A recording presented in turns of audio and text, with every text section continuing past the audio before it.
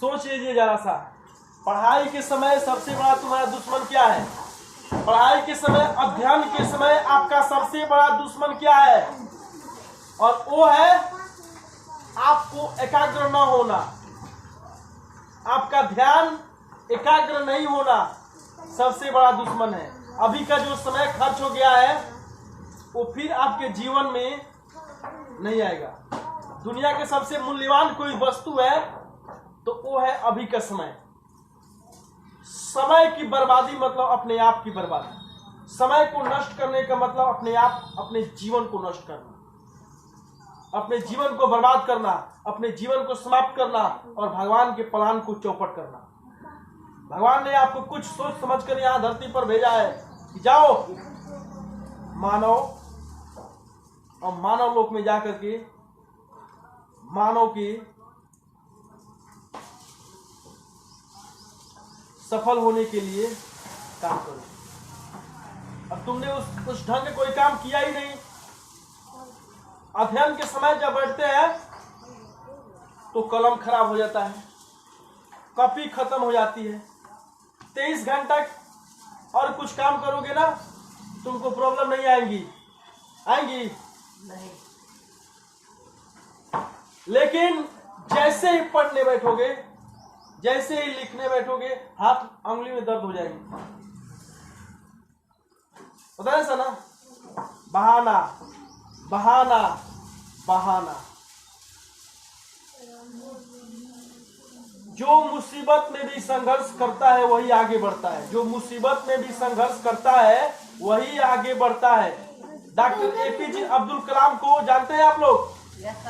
Doctor APJ Abdul Kalam को अखबार बेचा करते थे।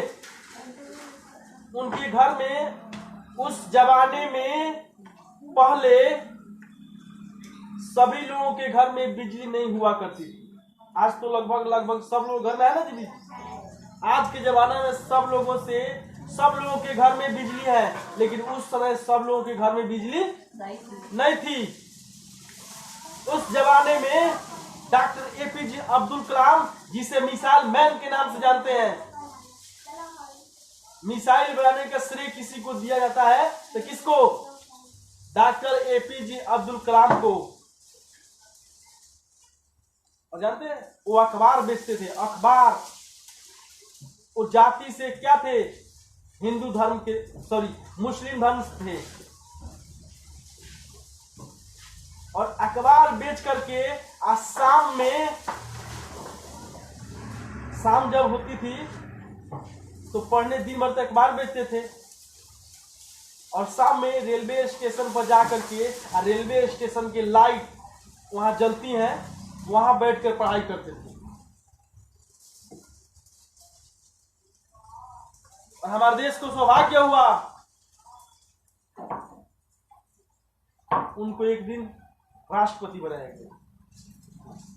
हमारे देश के पूर्व राष्ट्रपति doctor APJ Abdul Kalam, missile man of India, missile man of India doctor APJ Abdul Kalam को कहते हैं। और आप यहां हो कि सारी सुविधाएं आपको मिलती है, तभी आपको पढ़ाई में उतना कुछ इंटरेस्टिंग नहीं है। ये न्यू जनरेशन कहां जाएगा? आने वाले समय में न्यू जनरेशन, हमारी जो पीढ़ी है, भविष्य है, वो कहां जा रहा है? सोच रहा है कभी? मोबाइल। अरे इसमें और भी चीजें हैं तुम्हारी पढ़ाई लिखाई संबंधित। तो तुम वो देख रहे हो, कार्टून देख रहे हो, और कुछ वीडियो देख रहे हो जो तुम्हारे उससे 1% या 0.0000000 पॉइंट में उसका प्रॉफिट नहीं है उसका प्रॉफिट।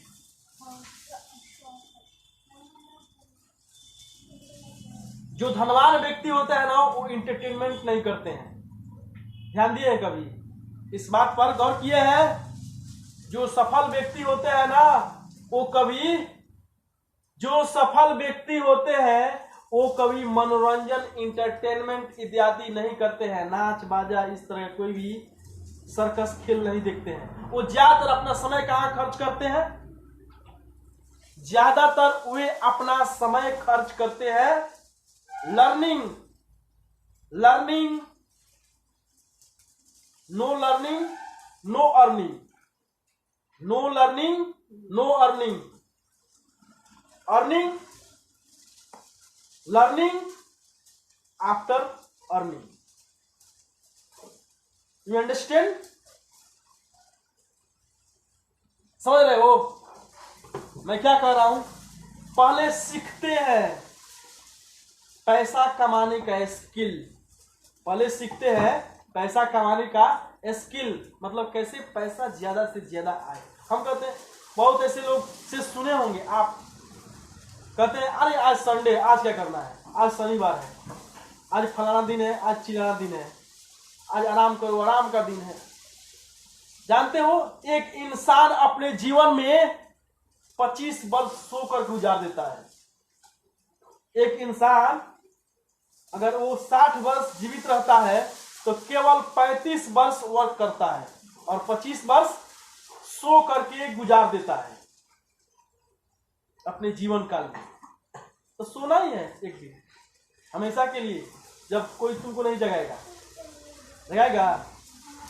इंसान को डेथ हो जाने के बाद उसको जगाएगा जी, उठ जाओ जी, चलो पढ़ने चलो, चलो ऑफिस जाना, अरे उठो जी, अभी जाओ बाजार से मिर्च खरीद के लाओ, भिंडी भी लेते आना, कहेगा? नहीं सर।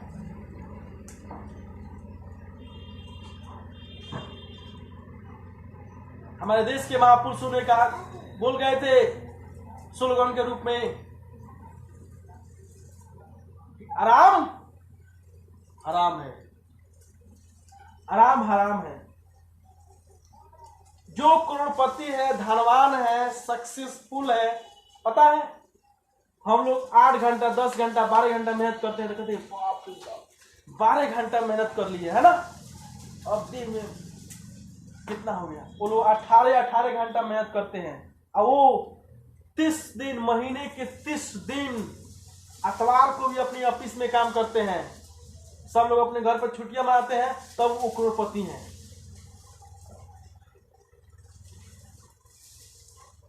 समझे कि नहीं समझे? और यहाँ जो लोअर ग्रेड, जो मतलब मिडिल क्लास के लोग हैं, मिडिल क्लास से भी लोअर है, वो लोग को ये पर्व है, इस पर्व में छुट्टी मारो, वो पर्व में भी छुट्टी नहीं मारते हैं। भाई चांद शादी विवाह कहीं पार्टी मतलब शादी भी हो जाना होता है तो जाते हैं, सब बात नहीं, लेकिन बहुत कम समय के लिए जाते हैं। देखते हैं ना अगल बगल में कोई शादी विवाह पड़ा हो, कोई फंक्शन हो तो उसमें जाते हैं तो बहुत कम समय, पानी पिए, खाना भी जल्दी नहीं खाएंगे, पानी पिएंगे, हाँ जी जी सब ठीक, लीजिए निकालेंगे 200 एकदम 500 के 2 कड़कड़िया नोट न्यौता करेंगे, 5 लिखिए 1000 लिखिए, हाल हो जाएंगे तो 51 रुपये लिख लिए हमारे न्यौता, है ना? सवाल 1 से 1 रुपये लिख लिए तो पैसे को इंस्टॉल किया है। ठीक ऐसे भी अपने लर्निंग को करना है। लर्निंग मतलब सीखना है, अपने विषय वस्तु को सीखना है। अच्छे से सीखोगे तो अच्छे से अर्निंग होगी, अच्छे से नहीं सीखोगे तो अच्छे से अर्निंग नहीं होगी। कोई भी विषय, किसी भी विषय से जब तक तुम डरते रहोगे वो विषय तुमको डराता रहेगा। कोई भी विषय है, हिंदी है, इंग्लिश है, उर्दू है, फारसी है, अरबी है, मैथ, जो भी विषय तुम्हारा, साइंस, एसएसटी, जो भी आपका विषय है, अगर जब तक आप उससे डरते रहेंगे वो आपको डराते रहेंगे। आप इसको इस ढंग से समझिए, किसी इंसान को समझना चाहते हैं तो आप उसके साथ कुछ समय बिताइए, जाइए आराम से बैठिए, हाँ जी हाय बाय जी कैसे हैं, ठीक है, अब वो भी बात करेगा, आप भी बात करेंगे, आप घुल मिल जाएंगे। कुछ दिन तक आपको लगेगा कि हाँ अभी मेरा दोस्त हो चुका है, है ना। ठीक किताबों को वैसे ही खोलना है और निकालना है और अपने लेसन को पढ़ना है। पहले लेसन 1 पढ़ लिए, पूरे अच्छे से समझ गए। अब मैं उसमें आपको हेल्प कर सकता हूं जिस ढंग से। तुम घर से पढ़ के आओ ना, पूछो हमसे, मैं तुमको यूं समझा दूंगा, ऐसे ना ऐसे समझा दूंगा कि शायद तुम उसके बारे में सोचे नहीं हो कि इतना भी आसान होता है। समझा आपको इस तरीके से? तो आप पढ़ के आओगे तब ना, जो भी उसको पढ़ के आओ उसको पूछो कि सर इसका मतलब क्या होता है, इसका अर्थ। मैं उसको तुमको 0 पॉइंट में समझा दूंगा, तुम्हारे दिमाग में सेट, जिंदगी भर नहीं भुलाओगे। ये मेरा गारंटी है, ये मेरा वादा है। जो भी विषय है आपका, जो भी विषय है आप घर से पढ़ के आइए, लेकिन घर पर मेहनत करेंगे तब। मैं तो लाइव सभी सवालों को ही बनवा दूंगा, सभी सवालों को सिखा दूंगा आपको, लेकिन मेहनत किसको करना है? आपको करना है।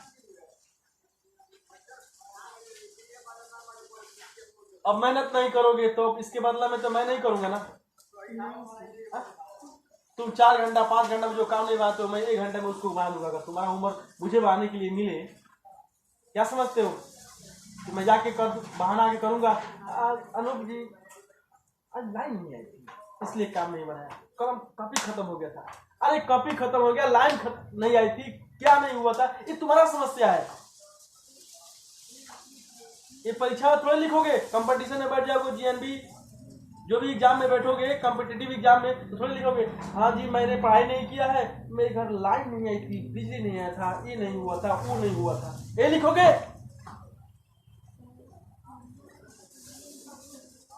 ये बहाना है, और इससे तुम्हारे जीवन एकदम समझिए कि नर्क बनता जा रहा है। छोटी छोटी चीजों को सुधार कीजिए अपने आप, बहाना नहीं। इस दुनिया में कोई निकामा भी है ना, तो उसके पास भी समय नहीं है गप पारने के सिवा, कहीं बैठ करके समय काटने के सिवा, उसके पास भी समय नहीं है। और तुम तो स्टूडेंट हो। Student is golden life, student is golden life. ये बहुत सुनहरा मौका होता है कुछ करने का, कुछ सीखने का, कुछ समझने का। इसमें मैं आपको हेल्प करूंगा कब? जब आप घर से पढ़ के आओगे 2 बार 4 बार 5 बार। जब तक वो ठान लिया है, अगर वो ठान लिया है कि तुमको नहीं समझ में आएंगे हम, तो तुम भी ठान लो कि मैं तुमको समझ के छोड़ूंगा। अगर वो ठान लिया है विषय वस्तु, अगर गणित तुमको नहीं आती है, तो इसका मतलब क्या हुआ? इसका मतलब ये हुआ कि गणित ने ठान लिया है कि मैं तुमको समझ में नहीं आऊंगा। तो तुम ठान लो कि मैं तुम्हें समझ के छोड़ूंगा, मैं तुम्हें समझ के छोड़ूंगा, चाहे जो कुछ भी हो जाए। इंग्लिश अगर ठान लिया है कि मैं तुमको नहीं आऊंगा, तुम्हें बोलना ही नहीं आता है, तुम्हें पढ़ना ही नहीं आता है, तुमको तो नहीं आएगी, तुम कहो कि मैं सीख के दिखाऊंगा। जितना बड़ा रिस्क लोगे ना, उतना बड़ा कामयाब और उतना आगे बढ़ोगे। जितना बड़ा रिस्क लोगे, नो रिस्क नो गेम, समझ गया ना? अगर जितना बड़ा, दशरथ माझी के बारे में सुने हो, mountain man of Bihar. Dashrath Manjhi के बारे में सुने हो, जानते हो? नहीं सुने हो कभी? अरे सुने हो कि नहीं सुने हो? मैं बहुत कुछ ज्यादा नहीं कहूंगा, लेकिन इनके बारे में इतना जरूर कहूंगा। उनको अपनी पत्नी से कितना प्रेम था। प्रेम का संकेत, निशानी इसे कहते हैं कि लोग अपने पत्नी के प्रेम में ताजमहल बना दिया करते थे, ठीक है ना? अपनी पत्नी के प्रेम में लोग ताजमहल बना दिया करते थे। और हमारे बिहार के अनपढ़, एकदम कमजोर, गरीब, बुढ़ा इंसान अपनी पत्नी के याद में पहाड़ के सीना को चीरकर रास्ता बना दिया। दशरथ माझी, जिसका नाम है दशरथ माझी। तुम्हारे पिताजी नहीं है? तुम्हारे पिताजी कोई ना है ना? समझ गए? उनकी पत्नी का तबीयत खराब हुआ और वो पहाड़ी एरिया में रहते हैं, जहां उनका घर है वहां पहाड़ी एरिया है। तो पहाड़ी एरिया समझते हो ना, कहीं का कहीं इतना ऊंचा, ये जमीन इतना ऊंचा, कहीं पूरा वहां बराबर नहीं। वहां खेती तो बहुत भूल जाओ खेती करने के बारे में। वहां उनका घर था और जो सड़क था, अगर मानिए कि हॉस्पिटल हमारे ही गांव में है, बैरिया दुर्ग में है, तो उनको मील जा करके घूम के तब आना है बैरिया दुर्ग में, इतना दूर था। तो जाने में समय लगा और उनकी पत्नी का डेथ हो गया। रास्ते में ही उनकी पत्नी का डेथ हो गया। तो उन्होंने संघर्ष किया कि अरे पहाड़, तू मेरे पत्नी को छीन लिया है, मैं तुमसे सड़क छीन लूंगा। और छेनी हथौड़ी से काट काट काट काट कर रात दिन काटते काटते काटते काटते उसमें उन्होंने सड़क बना दिया। आज उस सड़क का नाम है दशरथ माझी पथ। इतना बड़ा संघर्ष।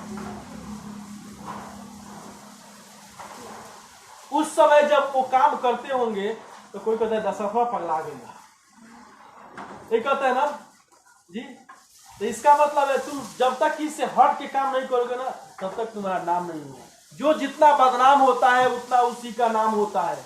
जो जितना बदनाम होता है उतना उसी का नाम होता है। तो जब तक हट के किसी से काम नहीं कीजिएगा ना, सब लोग तो जा रहे थे, किसी को दिक्कत था? किसी को दिक्कत नहीं था बाबू कि इसमें काट करके सड़क बनाना चाहिए। सब लोग उसी सड़क से जाते थे घूम कर, सब लोग उसी सड़क से जाते थे घूम करके। देखिएगा कि नहीं, मुझे यह मंजूर नहीं है, मैं तो सड़क बनाऊंगा। और काट करके उन्हें सड़क बना दिया। और पूरे जब तक ये धरती रहेगा तब तक उसको याद करेगा ना जी। अभी उनको मिला है राष्ट्रपति सम्मान,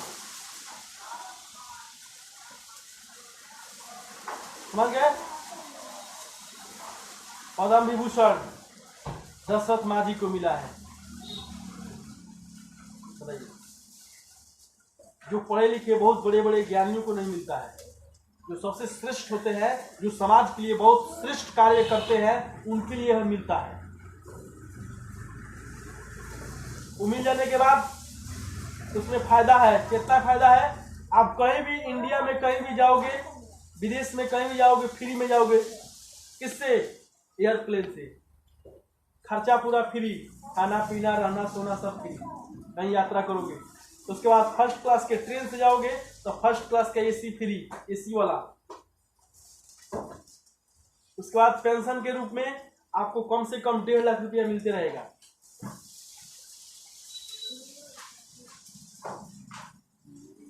ये काम करना है। साइंटिस्ट लोग को भी ऐसे है।